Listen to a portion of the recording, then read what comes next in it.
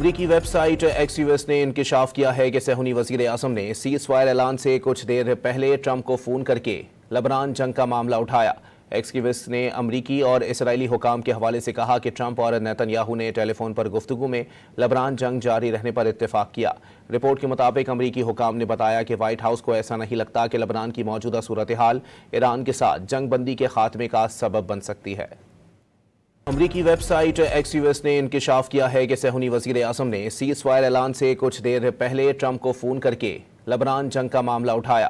ایکسیوس نے امریکی اور اسرائیلی حکام کے حوالے سے کہا کہ ٹرمپ اور نیتن یاہو نے ٹیلی فون پر گفتگو میں لبنان جنگ جاری رہنے پر اتفاق کیا۔ رپورٹ کے مطابق امریکی حکام نے بتایا کہ وائٹ ہاؤس کو ایسا نہیں لگتا کہ لبنان کی موجودہ صورتحال ایران کے ساتھ جنگ بندی کے خاتمے کا سبب بن سکتی ہے۔